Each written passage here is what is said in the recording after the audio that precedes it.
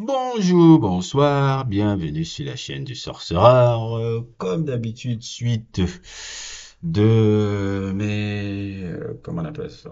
De ma série sur Who's the Best, sur les joueurs les plus prépondérants de l'histoire d'un club, d'un pays. J'ai d'abord fait pour les attaquants en France parce que je me suis dit que c'était beaucoup plus intéressant de faire sur les attaquants français. C'est ça qui a commencé à être l'inspiration des trucs. Puis, il y a mes deux petits frères qui sont venus me parler en commentaire. Ce serait peut-être bien si tu fais un peu sur les sélections nationales.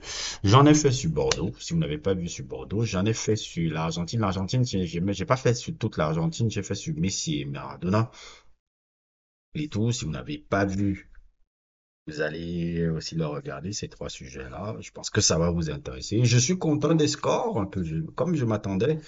Une centaine de vues, oui, exactement. Je m'attendais, ça risque d'être, je sais que ce sujet-là que je fais sur French, ça va avoir un replay value. Quand ma chaîne explosera, c'est parce que ma chaîne va exploser.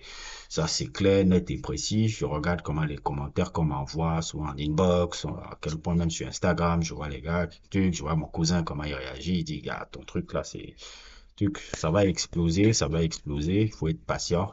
Et surtout, mon travail est de qualité dans la mesure où j'ai du replay value.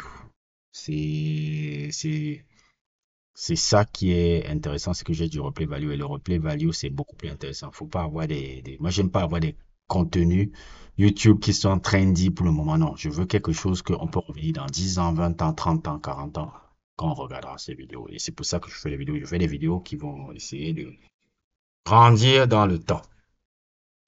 Donc, aujourd'hui, on va parler du Cameroun, le pays, mon pays, le Cameroun. Je suis Camerounais, 100%.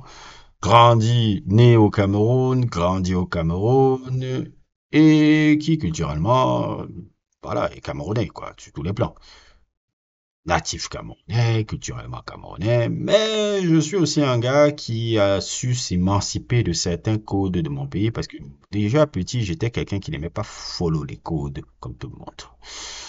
Euh, J'estime qu'il y a aussi des Camerounais qui pensent un peu comme moi, même si on n'est pas, on est nombreux, on existe, mais on ne se fait pas entendre parce que l'écosystème camerounais est tel que des gens comme nous, on a souvent des problèmes à se faire entendre parce que les Camerounais, déjà, je suis pas quelqu'un de très bavard, contrairement à ce que les gens peuvent voir un peu sur mes vidéos. Je suis pas quelqu'un de très bavard dans la sphère un peu sociale. Je suis quelqu'un qui observe beaucoup et c'est pour ça que ça me donne un peu ce côté analytique où j'arrive à regarder parce que il faut être quelqu'un de très introverti pour développer un peu cette capacité d'analyse et cette capacité d'observation là.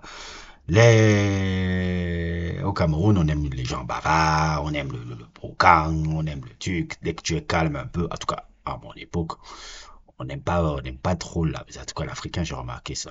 Nous, les Africains, on n'aime pas les gars introvertis. On aime toujours les gars qui sont très bavards, très trucs et tout, tout, tout, tout.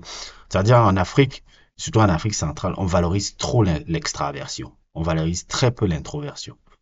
On est toujours en train de valoriser énormément l'extraversion, alors que les deux ont le pro et cons, comme on dit.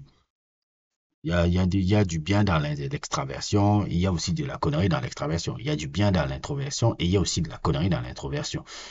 Et il faut savoir accepter un peu les gens, un peu avec leur caractère. Mais au Cameroun, non, c'est pas comme ça. On est toujours dans les trucs. Donc c'est pour ça que ça me rend un peu. C'est parce que souvent les gens disent, mais pourquoi tu es toujours, oui, radical et tout et tout. Parce que bon, quand tu as été frotté un peu aux esprits fermés qu'il y a chez nous, là, à un moment donné, un peu, tu vas pas être le plus agréable comme individu. Donc aujourd'hui, on va parler des joueurs les plus importants de l'histoire de ce pays. Je parle en termes de football. Le Cameroun est peut-être, avec l'Égypte, il faut mettre avec l'Égypte, la plus grande nation historiquement du football africain. C'est historiquement le football. C'est vrai que ces derniers temps, c'est pas ouf. C'est vrai qu'en termes de jeu depuis les années 2000, même quand ça gagnait, c'est pas ouf. Même si certains Camerounais sont venus m'attaquer en disant que ouais, pourquoi tu parles de ça? C'était pas ouf. Truc, même si c'était des champions. Mais historiquement, on a eu des joueurs qui ont impacté l'histoire de ce continent. On a une histoire riche, une histoire longue, riche, a, qui a amené à écrire dont on a écrit une belle page de l'histoire du foot de ce continent. Ça, c'est pas faire du chauvinisme, c'est juste des faits, hein. Je parle pas, en fait, vous avez bien compris que je suis pas le type de Camerounais à faire dans l'excessive arrogance. Déjà, je déteste le truc camerounais qu'on a dit on est le continent. Je dis, mais continent de quoi? Qu'est-ce qui se passe dans votre pays? Qui se passe pas? Vous avez vu ce qui se passe au Kenya? Vous avez vu ce qui se passe en Angola? Vous avez vu comment les infrastructures se passent ici au Sénégal?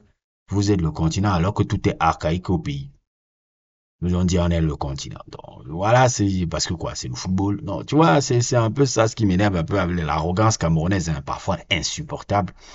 Et je peux comprendre qu'on agace beaucoup plus d'un dans ce continent africain parce que vraiment l'arrogance camerounaise, c'est énervant. Parce qu'il faut un peu avoir le recul sur c'est ta propre culture. Les Camerounais sont trop arrogants.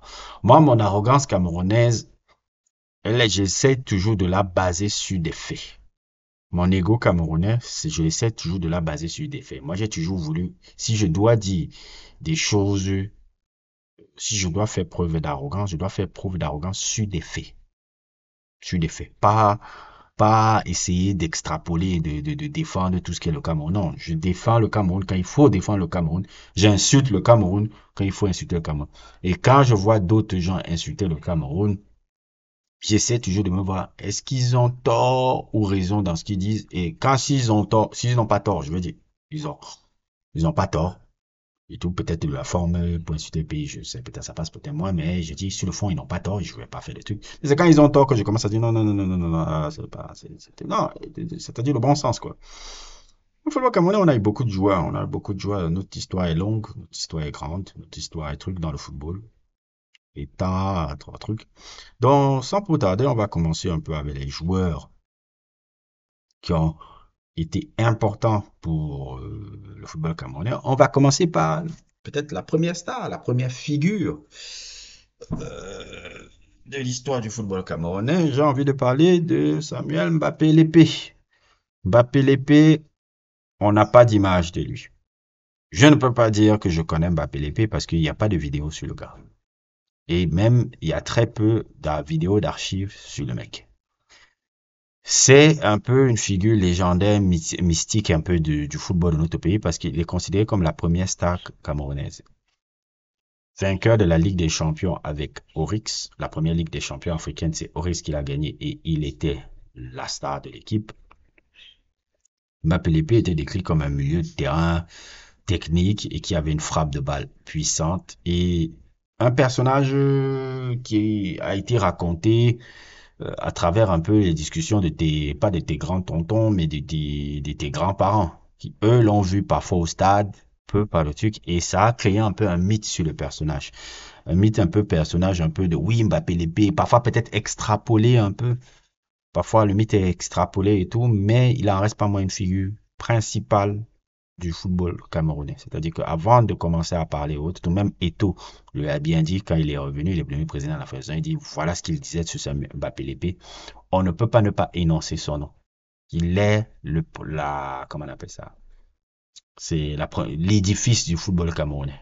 Même si on l'a pas vu jouer, même si on n'a pas vu comment on appelle ça, les récits des gens qui l'ont vu, les récits des personnes qui l'ont vu, des récits de ses espoirs et de l'équipe d'Orix qui a gagné la Ligue des Champions africaine et qui est la première équipe camerounaise à avoir gagné la Ligue des Champions africaine, font de lui une légende Cameroun. Et c'est normal et nécessaire qu'on en parle quand même parce que ça fait partie du socle camerounais. Maintenant, c'est vrai, on l'a pas vu jouer. Moi, je peux pas le juger en tant que joueur, mais je peux pas commencer à parler du football camerounais sans parler de Samuel Mbappé Lépé. Parce que même quand tu es petit, c'est un nom qui revient. Même quand j'étais petit, c'était un nom qui revient tout le temps, Mbappé Lépé. Je n'avais même pas connaissance du foot, mais